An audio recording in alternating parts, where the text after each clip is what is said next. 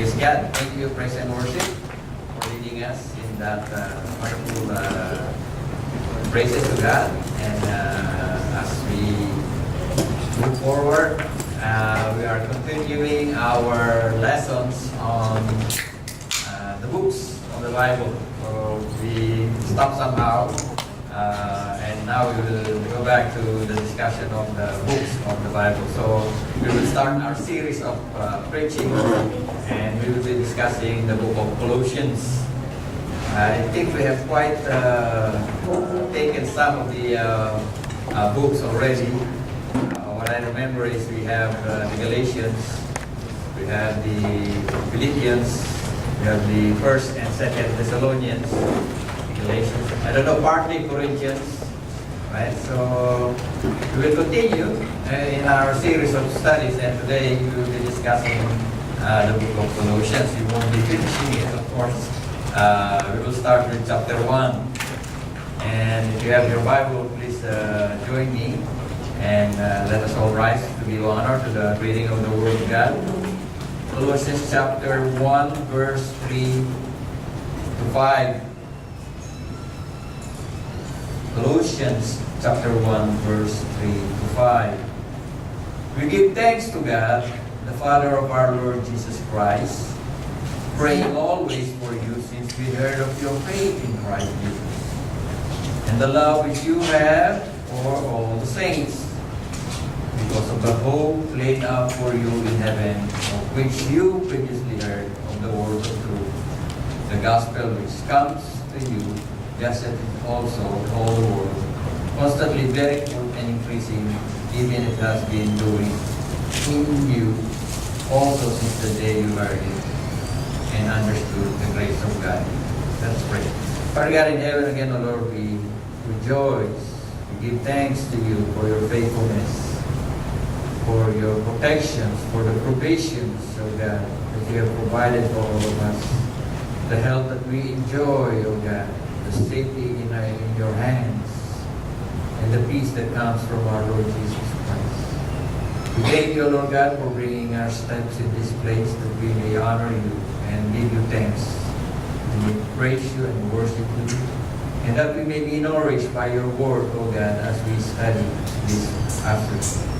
We pray for your Holy Spirit to guide us all, Lord God. Guide my lips as I speak, Lord God. Speak in our hearts, O Lord God, through your word in the Scripture, that we may all be edified, we may be strengthened, we may be encouraged, Lord God, that we may all grow in the faith as we taste the delicious food that will nourish our soul and spirit.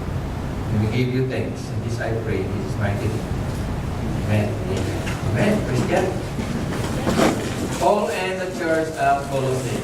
Colossians chapter 1, verse 1 to 12.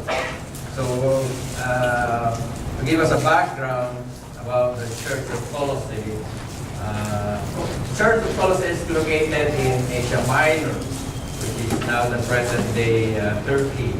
Okay? And if you look at the map, the old maps, you will see that Colossae is just below Laodicea. Are you familiar with Laodicea? The church of Laodicea, the lukewarm church? Okay. So Colossae is below that. And above Laodicea is Hierapolis, right? So when the scripture, or when John wrote the book of Revelation, it speaks about the fresh water and the hot water, or hot spring, and the cold spring. The cold spring is coming from here, from the Colossians, Colossian church, okay? And the hot spring is coming from the north, which is Hierapolis, okay? So also Paul is writing this while he was still in prison. Well, this is one of the prison ministry letters or epistles of Paul, and he was writing the Colossian church. One thing interesting is that Paul did not start this church. It was started by someone else. And I believe, as the scripture and all the scholars agree, it was Epaphras who started it. It's just a common worker together with Paul. So that is the story. And Paul heard about these believers he didn't even go there. I mean, I don't believe that Paul mentioned that he went to Colossae, right? But here he was writing to the church of Colossae and, encouraging them. It starts in verse 1. It says there, Paul, an apostle of Jesus Christ, by the will of God, and Timothy, our brother, to the saints and faithful brethren in Christ who are in Colossae, grace to you and peace from God our Father. This is a common greetings of Paul. When he started his letter, he just write there, Paul, an apostle of God, and then he greets the brothers and sisters in the faith. Always have this kind of greetings, right? So today, we will be discussing two major things. And after those, below those two major things, there are sub titles or sub topic over there, right? And the first thing is false praise. Okay? False praise, right? So Paul, after hearing the faith of the brethren in Colossae, when he wrote this one, he was praising them, right? He's praising them for many things, and we will be discussing what are those things that he was praising with regards to the Colossian church. I believe the Colossian church are also one of those churches that are, how would I say, commendable. One of the good ones, right? In contrast with the Colossians and the Galatians, where this one, they were commended somehow. It was a positive letter, and this is what he was saying to them. And these are the topics that we'll be discussing, right? In verse 3, it says there, we give thanks to God, the Father of our Lord Jesus Christ, praying always for you, since we heard of your faith in Christ Jesus. Okay. You know, those three things always comes together, right? When you see the letters of Paul, right? In Corinthians, you could see this one. Faith, love, and hope, right? And the greatest of these is love. Right? So here you see this again, these three. Faith, love, and hope. And he says there, we give thanks to God. And we are always praying for you since we heard about your faith in the Lord Jesus Christ. Now, the word faith is derived from the Greek word pistis. Right? We all have faith. All of us have faith. Even non-believers have faith. The only problem is that who is the object of your faith? Right? Sometimes you have faith with the bank. Right? You have faith with your insurance. You have faith with your husband or your spouse. Okay? You have faith with your credentials. Right? Now, everybody has faith. It's just a matter of the object of your faith. Here we are focusing on the faith in our Lord Jesus Christ. And faith, as we could see, is always received from God and is never generated by us. Meaning to say, unless the Lord gave us saving faith that is in us, we could never come into belief in God, right? That's why we are familiar with Ephesians 2:9. For by grace you have been saved through faith, but not of yourselves. It is the gift of God, right? It's not a result of your work, so that no one can boast. Meaning to say, unless the Lord stir the hearts of men, they will never come into faith. And faith, according to the book of Romans, comes from hearing and hearing the Word of God. We were discussing this morning in the Bible study, and we were discussing about churches where in the churches somehow try to entice non-believers to come into the church. So somehow they changes the messages. They make it a subtle changes in the messages. They avoided preaching about sin. They avoided preaching about hell. They avoided preaching about immorality. They avoided some things so that somehow they say, you have to make them welcome. Don't discuss those topics, and you would make them come. For sure, they would come, right? And But I was telling to them, why are you doing that? Because we want them to hear the good news, and so that somehow, they will come into faith. So I was saying to them, but the scripture said, faith comes from hearing, and hearing your word. No. Faith comes from hearing, and hearing the word of God. So if you're not preaching the word of God, don't expect those people to have faith. Because God works based on the scripture, right? So people will come to faith when you preach the gospel, when you preach His word, not your word. You may gather people, you may increase the number of your attendees in the church, but you might increase your number, but if they are unregenerated, they are not born again, they are not transformed by the Spirit of God, you just entice them to join your church, then I think you're gathering the wrong crowd. Right? I was telling to the brother, like, I would rather have 2 or 3 in my church that are real believers rather than have 100 and they are not believers. Right? There's no use. Right? Because the assembly of the people of God, they are ready and they are willing to obey the word of God, whatever it is. Their heart is tuned into the word of God. I know it's very hard sometimes when a preacher says something and then because you're doing it does hurt, right? It seems to me that looks like Pastor Adel is talking to me. But Pastor Adel doesn't know. And me, I don't know also, right? But sometimes the Spirit convicts you because of the preaching of the Word.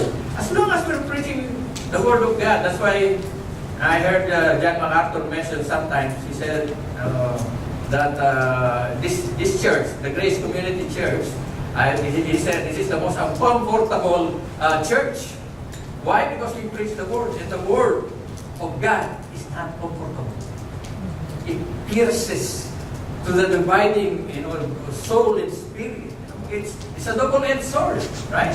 Why does it mean a double-edged sword? Double-edged sword because it's like a knife. A doctor can use a knife to heal you or to operate you and remove something that is like a tumor or a cancer. You use the knife, remove it, right?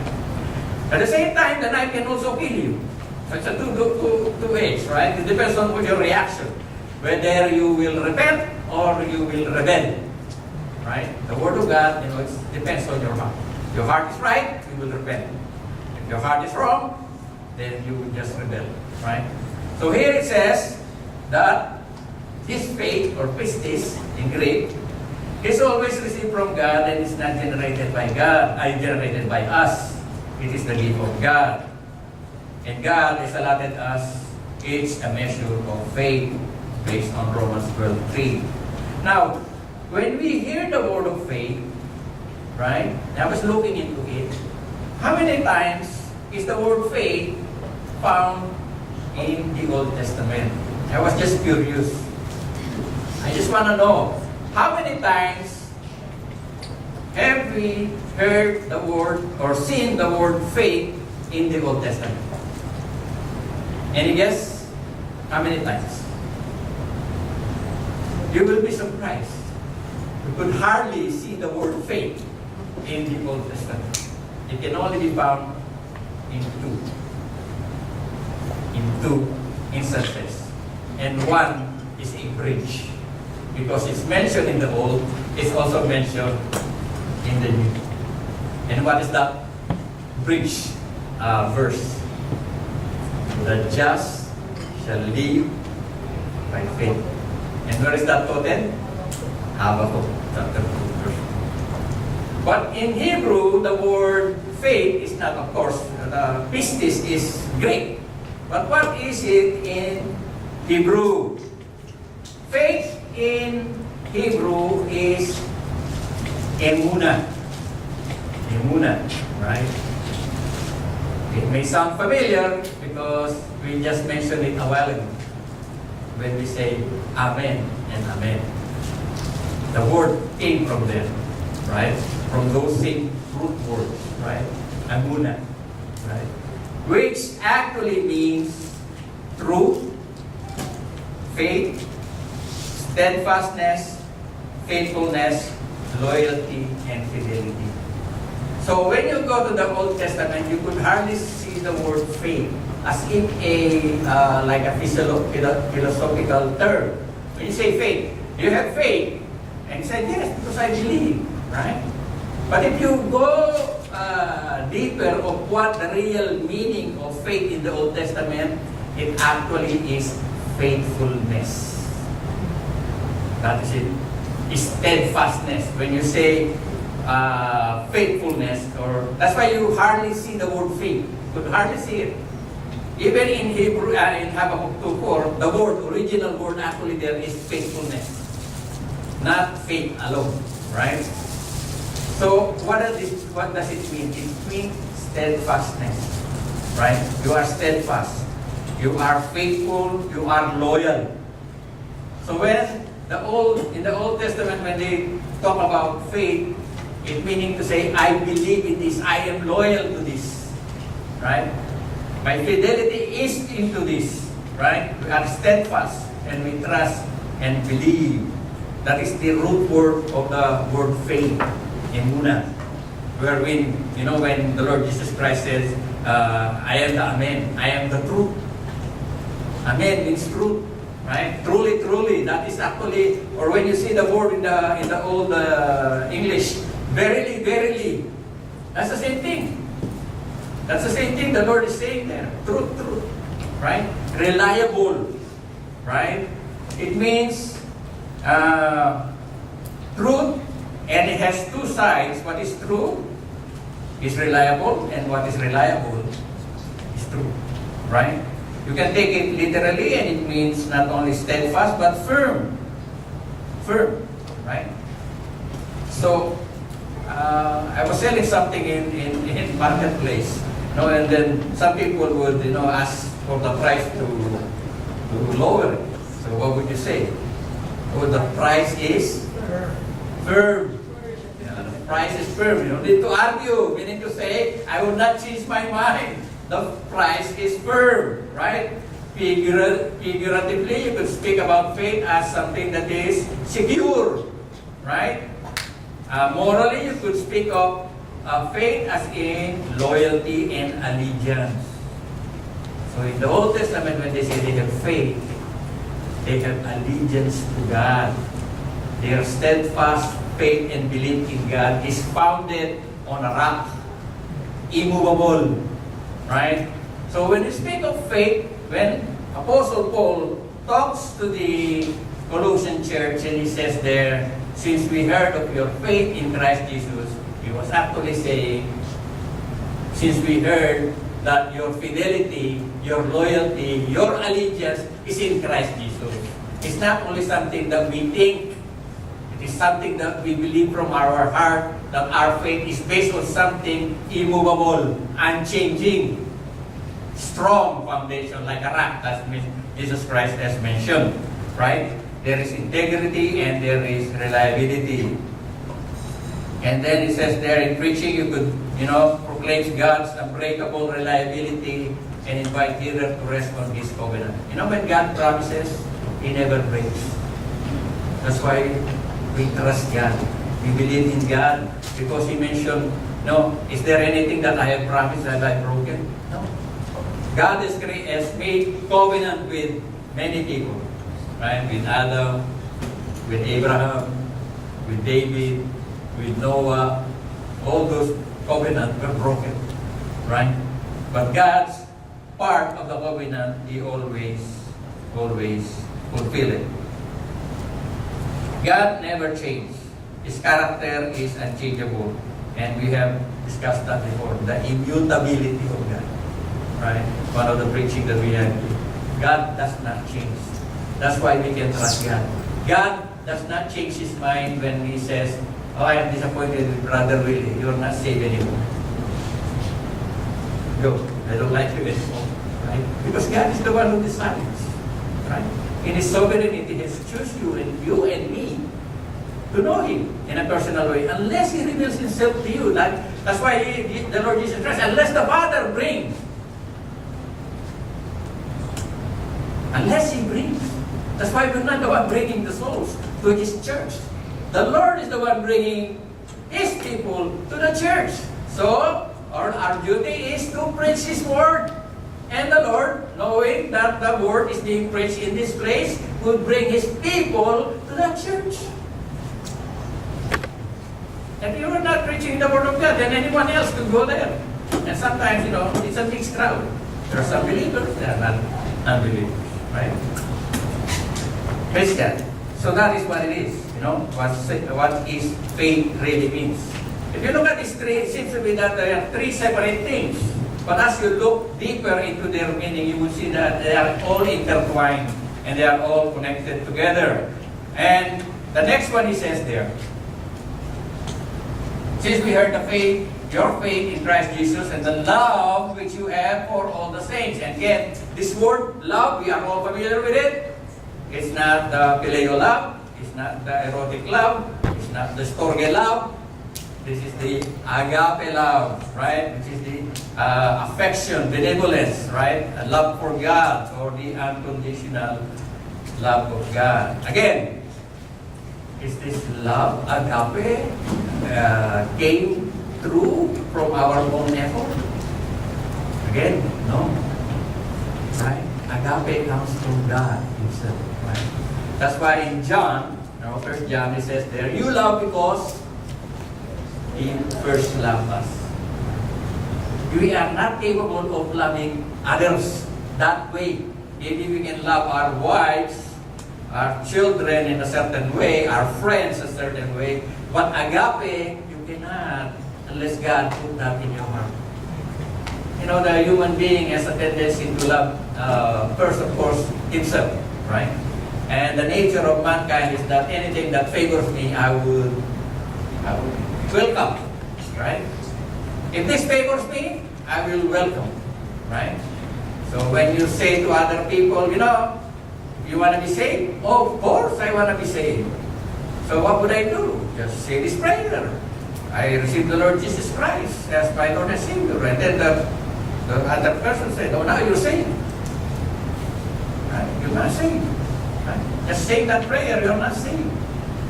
But the problem is, how do you know that that person is saved?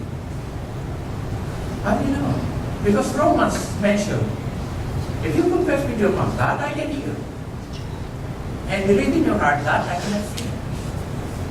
You can confess, but I don't know if your heart is true. Right? That's why when, I think it was Justin Peters or Paul Washer. Paul Washer was talking to one unbeliever, sharing the gospel to him. That, unless you repent, accept the Lord, and believe in your heart, after praying, the guy asked Paul Washer, am I saved now? And Paul Washer said, you still didn't get it. So they start all over again, right? And then the guy said, oh, now am I saved? And you still didn't get it. So we start all over again. After many times, the guy realized, now I get it. I am saved. And Paul Washer said, tell them the gospel again and again and again until they tell you that they are saved. Not you telling them that they are saved. Because you cannot tell their heart. You cannot see their heart. You cannot. That's why I am just surprised when people say, 10 people were saved. How do you know that they're saved? You can say 10 people accepted the Lord. Right? That's okay. But you cannot tell if people are saved or not. You can assume that they are saved because the scripture says, if you believe, right? But even Paul, when he writes, he said, make your salvation, you're sure your faith is true, right? Reassess your life, right? What is your heart's desire now? Is it focused towards your own gain, or is it focused on God? To please God or to please yourself? You can assess yourself. Where is your where is your loyalty? Are you still worldly? Are you still chasing after things rather than chasing after God? That's why Paul mentioned it that, focus on things that are unseen, they are eternal. Things that are seen are temporal. They have the nicest house and they have the nicest car. I mean, eventually they're going to be gone, right? They need maintenance too. So, the love of God is coming from Him and imparted to us. He loves us, that's why, we love others. Because the Lord loved you and kept the oath He swore to your fathers, He brought you out with the mighty hands. Because the Lord loved you. Deuteronomy 7:8. And you could see that, the love of God for us drives us to seek His will. You shall love the Lord your God with all your heart, with all your soul, with all your strength. That's the Lord will change that heart, not capable of loving the same way as the Lord loves us. Right? The Lord shows His loving devotion to 1,000 generations and to those who love Him and keep His commandments. Love drives us to do the will of God. Now, the next one, hope. Right? Because of the hope laid up for you in heaven, which you previously heard in the word of truth. It says there, since we heard of your faith in Christ Jesus and the love for all the saints, and because of the hope laid for you in heaven, which you previously heard in the word of truth, the gospel. Now, the word hope, elpis, or it says there to anticipate or welcome, expectation of what is sure and certain. Now, nowadays, right? Somebody asks you something like, okay, you're applying for a job, right? Applying for a job, you have an interview, and then the next day, you're talking to your brothers, said, are you hired? Are you hired? And what are you going to say? I hope so. Is that certain? No. Right? Not certain, right? That is how we perceive the word hope nowadays. Oh, I hope I will have a house later on. Oh, I hope I will have a partner later on. That is guaranteed? No. No guarantee. Because that is how we understood the word hope. It's not the same as the word hope in the Scripture. In the Scripture, it is certain. The hope that is promised to us is for sure. And why is it for sure? Because it is God who promised. Okay?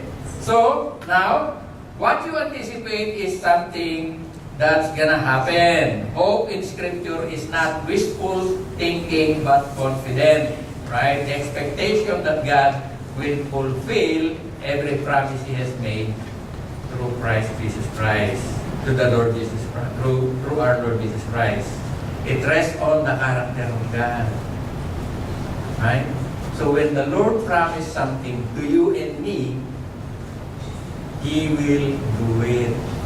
So when the Lord says, don't worry, don't worry.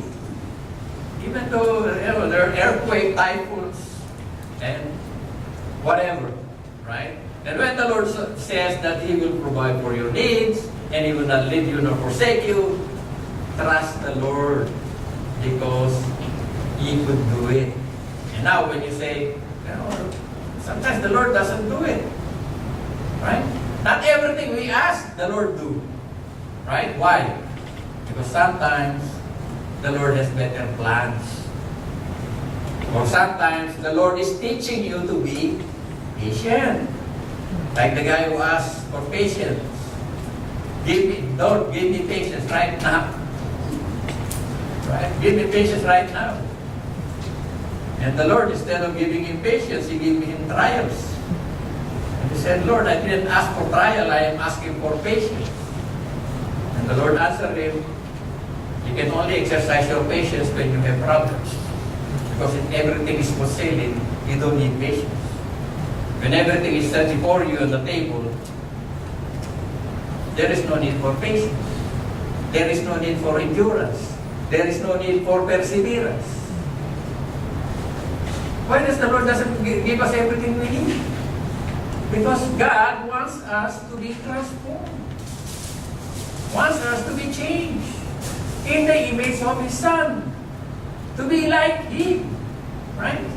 And some people, they are only interested in going to heaven. They forgot their mandate of God. It's not only for you to go to heaven. That is not the primary thing.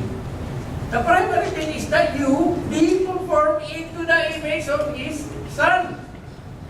People doesn't want to change. They just want to have a free ticket to heaven. They don't want the Lord Jesus Christ as Lord. They just want the Savior Jesus Christ, not Lord Jesus Christ. So you could see that faith, love, and hope, these are all together tied up. Right? If you look at them, they're all tied up. There is an assurance. Our faith is based on His promises. In the nature of God, loving God. And when He promised, He will surely do it. That's why we have hope. We are not like the unbelievers, the Gentiles that are mentioned in the scripture. They have no hope. Like Ephesian church, Paul says, you're like the Gentiles before without hope. Thanks be to God because we heard about the good news, we accepted the Lord, and God has somehow given us this favor and undeserved favor, which is grace. And here we are. We give thanks to God. That's why Paul said here, we give thanks to God. Because God is somehow has visited you. And we are all here instead of going somewhere else. And we praise God for that. So this is the prayer of ode to the Colossian church. We give thanks to the Lord. He praises these people because of their faith and love and hope because of one person. Epaphras. Right? So don't wait for your pastor only. Okay? You could start a ministry. If you know a small group, start a small group. Right? You don't need to wait for Pastor Adele or Brother Willie or the elders to start a ministry. Each one is actually mandated by God to reach out. And then, like Paul, reinforce it. Right? What Epaphras had started. And he mentioned that in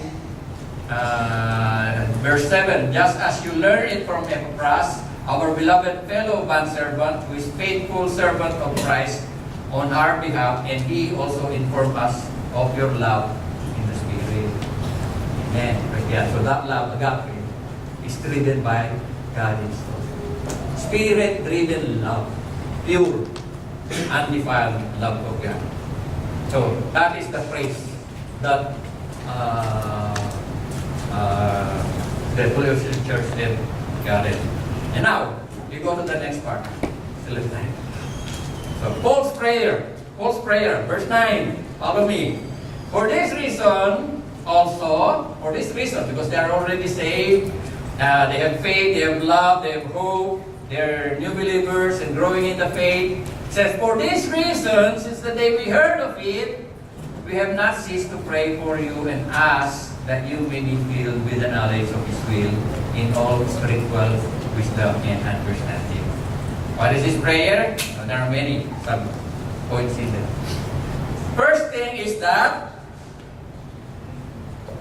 you may be filled with the knowledge of His will and in all spiritual wisdom and understanding.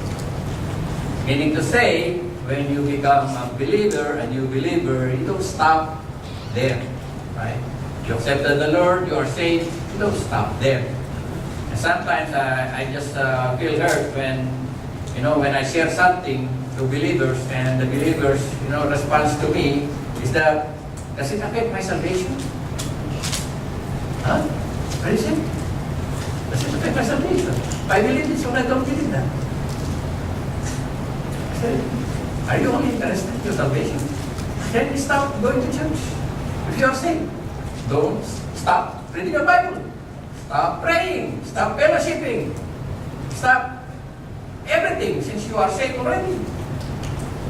mean, what kind of question is that? Does it affect my salvation? Are you only interested in your salvation? And when you have that ticket, I can do whatever I want? Is that it? No. If you are truly saved, you would love the Word of God. You would love the Word of God. You would love the fellowship of believers, not non-believers.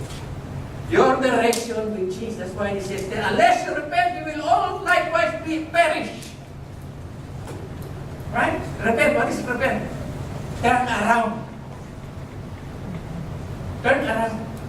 If you still enjoy the company of non-believers, you still love the company of those people who go here and go there, you join them, and sometimes you get bored in the church, you don't enjoy reading your Bible, you don't enjoy reading, praying, fellowshipping, you enjoy something else.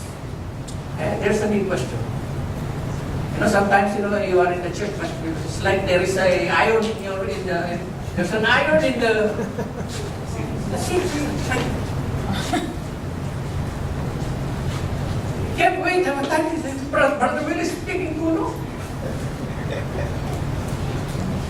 I mean, do you enjoy or you're bored? That's the thing, right? Here it says there that you may be filled with the knowledge of His will in all spiritual wisdom and understanding. When Paul is writing here, there is no New Testament complete. We are blessed because we already have the complete book. We can see, we can study. Right? That's why we were given the Bible. Sometimes we have 10 Bible full of dust. 10. 5. You have one and then, when you have one and then you just try to, open it, the pins are still sticking to each other. Right? And then one pastor said, "Can I see your Bible?" And show the Bible. Show the Bible to me. If your Bible is in good condition, most likely you are not.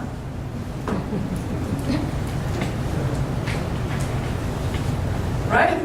But if your Bible is, worn out, I'm not still believing that you are in good condition. Maybe you just crumpled it. But then again, it has a point. The Bible is here to feed us spiritually. Don't wait for Sunday to be fed. Brothers and sisters, start reading your Bible.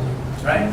And here it says that you may be filled with the knowledge of His will in our spiritual wisdom and understanding. Sometimes we are familiar with the Bible. So sometimes, when you are a new believer, you are ignorant of the Bible. Right? And then you start reading it. You are getting familiar with the Bible, but you still don't understand it.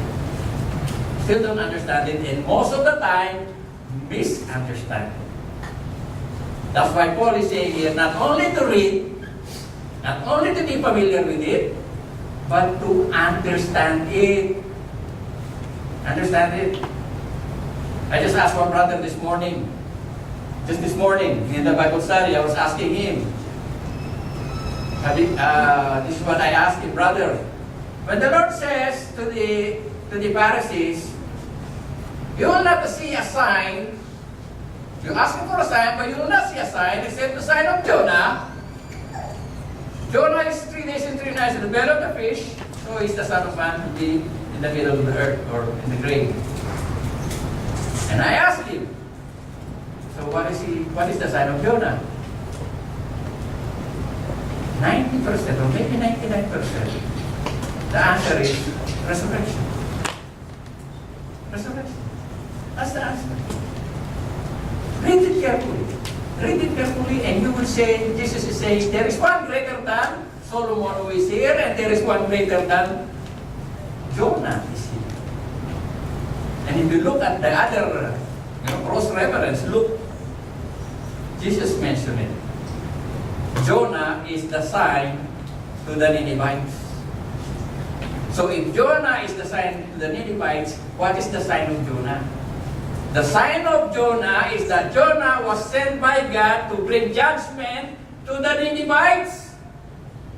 And that is what you would see now, me bringing judgment to you.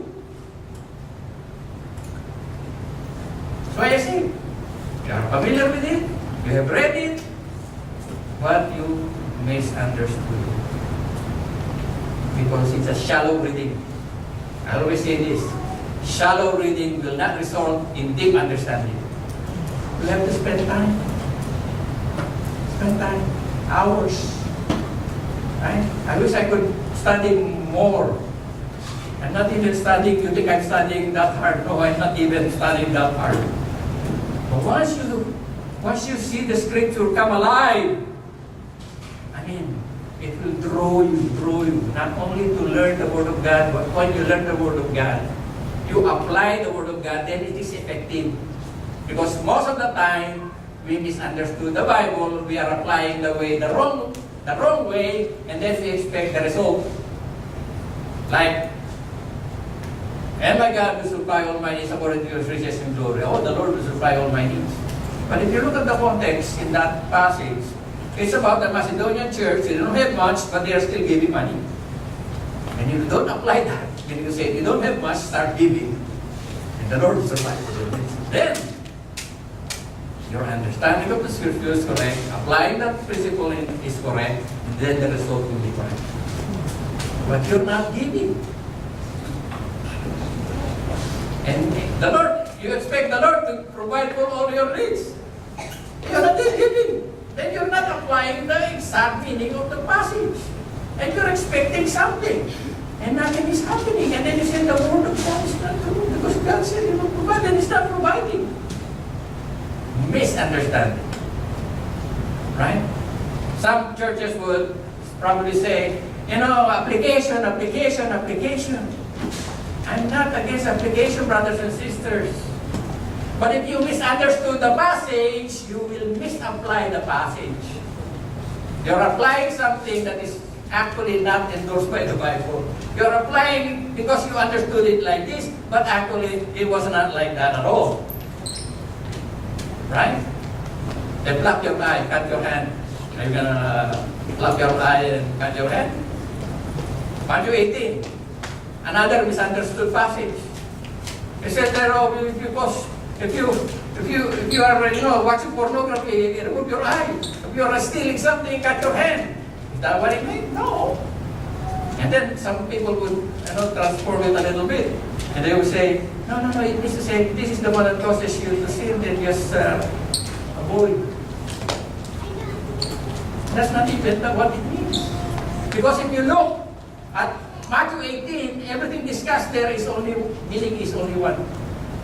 Everything that is mentioned there talks about the body of Christ, the believers, the church.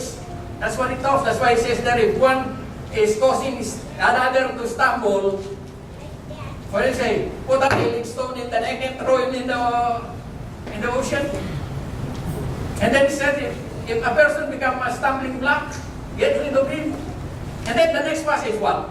That's what he says. If you have an eye, right, causes you to stumble, take it out. So what is he talking there? If you have a member in the church that is adulterous, immoral, a thief, what is the Lord command? Cut it out. Take it out. Because you are causing other people, especially new believers, to stumble. But of course, there is a procedure. I will mention it this last time. You approach him, talk to him, if he repent. Then another verse which is misunderstood again. Whatever you bind on earth will be bound in heaven. Whatever you loose on earth will be loose in heaven. He said, it's all about the day. You bind Satan's power. In the name of Jesus, I bind you, Satan. Read the context. It's not even mentioned Satan there. In the same passage, it says that if your brother repent, bring him back. Bind him back in the fold. And if he doesn't repent, let him go. Loose. And people don't take this seriously because in the early church has the authority to excommunicate you, and excommunication meaning to say you're bound to hell. That's what it means. When a church excommunicate you, if you lose here on earth, he is loose out there also. If you bind him here in the fold, he is bind there in heaven as well. People don't take it seriously nowadays. You know why? Because they say, if you excommunicate me here, I'll go to the other church. They don't take it seriously. That's the power of the church, the early church. If you get excommunicated, people are scared because they are bound to hell already. That's why the crusade, that's what they use. You want to be absuelto sa salanan? You want to be you join the crusade. So people join the crusade. Understanding the Word of God. Right? Praise God. He prayed that, you may be filled with the knowledge of His will, aptitude. I call it aptitude. If you have you have examination. Or you want to know the aptitude of the children. You give them a test. They know, they understand, right? Second, so that you will walk in a manner worthy of the Lord to please Him, to please Him in all respect. So that is, the Lord says there that we may walk in the manner. Not only that we know His Word, but we apply the Word of God in our life, right? When I understood the passage of the unjust steward, when I understood that, it struck me very hard. Very, very hard. Because sometimes, before, when people say, you buy this stuff in here because, there is no, what is that? Deductible. See, you buy it from there is no deductible. Okay, I said, that's good. That's good, there's no deductible. If I buy there, there's no deductible. Yeah, that's good. But I realized eventually, later on, that they jack up the price. That the amount you should be paying, they already included the price. So, I feel bad when I realized the parable of the unjust steward, because what the Lord says there, do likewise. People mistaken it as an endorsement. I think 99% of people, of Christians, think it is an endorsement when Jesus said, that's why they couldn't explain it. How can I explain the parable of the unjust steward? Jesus is saying, do likewise. Do the same thing. I mean, Jesus is endorsing dishonesty. Oh, come on. I could have swallowed it. But look at all the commentary. That's the explanation. Again, misunderstand. What is Jesus is saying there? Do likewise and you join them together in where they will be going. And where they are going, it's just because Jesus didn't say where they are going. It's a conclusion that you have to take when you all see that all these people are wicked. They're all dishonest. Where they are going. They're sons of this world, of this age. So going to heaven. They're going to heaven. Theologians, great theologians, think that they're going to heaven. That's why they're endorsing it. No! Jesus is saying, do the same and you'll end up the same place. Hell. That's why after that, Jesus said, if you cannot be honest or not entrusted, cannot be trusted in small things, I'm going to entrust in big things. Talking about honesty. This example are not honest people, they're bad people. And then he was telling the disciples, do likewise. If you want to end up the same place. Again, misunderstanding. Misunderstanding. That's why my desire is,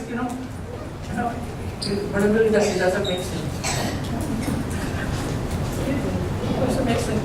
Does it make sense? Jesus endorsing his honesty. That makes sense? That one doesn't really make sense.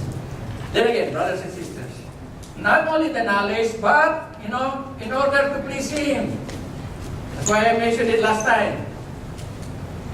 To know Him, to be like Him, to be with Him. That's the main focus and goal of life.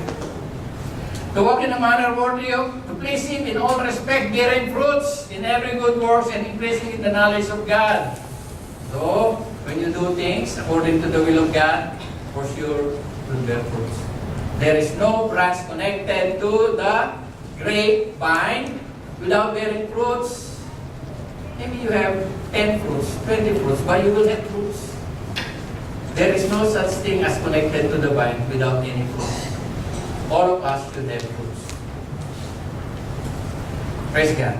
Bearing fruits in every good work and increasing in the knowledge of God. That's why I praise God, MCF, we are dedicated in expounding the Word of God, studying the Word of God. And I praise God, our Bible study, we have a lot of brothers and sisters who are joining us.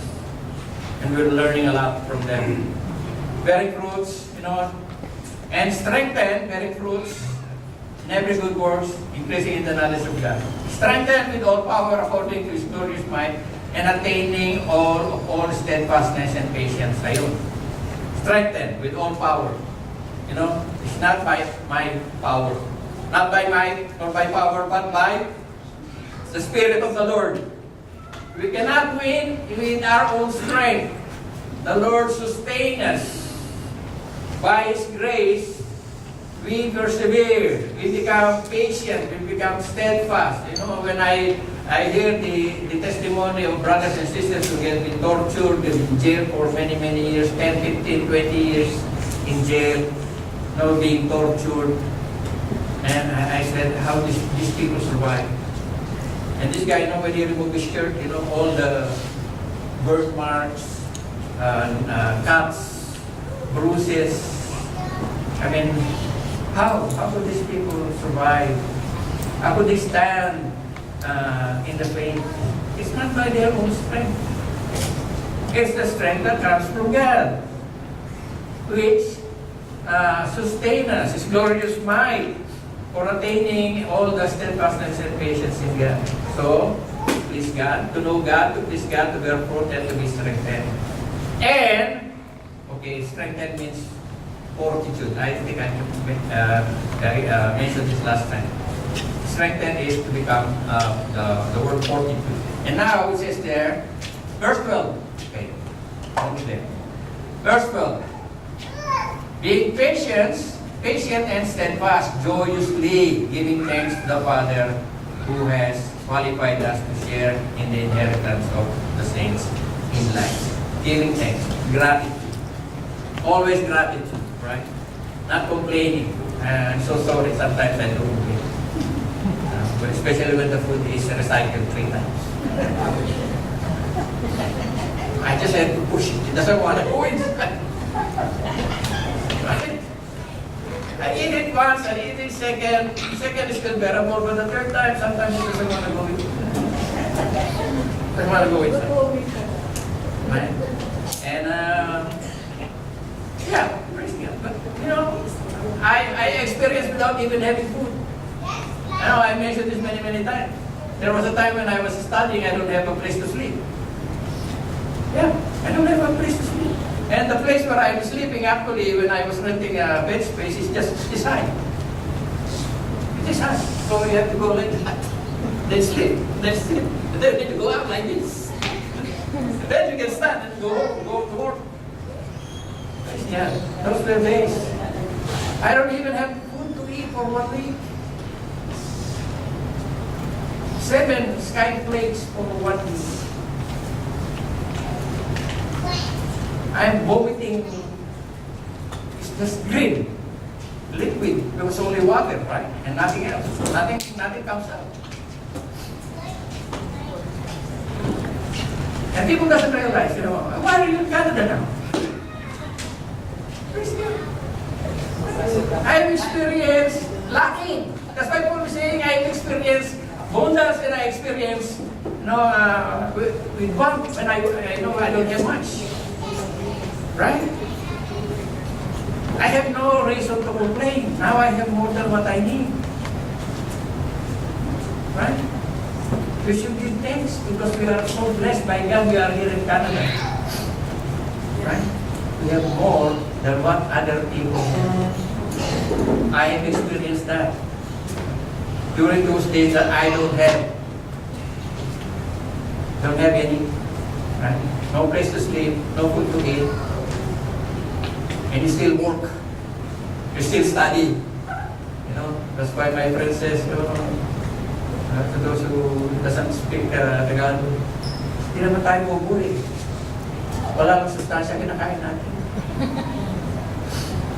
Right? We're not stupid. It's just that food that we eat doesn't have nutrients. Right? I've experienced that. And I thank God because God has many ways to bless us. How did we finish our schooling? How did we become here in Canada? My mother is just 6th grade. My dad is already 10th grade. We don't have land. We don't have property. My sister in Australia, I am here. There was a point in time that five of us siblings are in 5 countries. Thanks be to them. I have nothing to offer. My prayer is the same prayer. That we will grow in the knowledge of God. That our aim is to please God and therefore for God, strengthened by God, and be thankful to God. We will continue to honor God in our lives because He has saved us for a purpose. In Jesus' name we pray. Amen.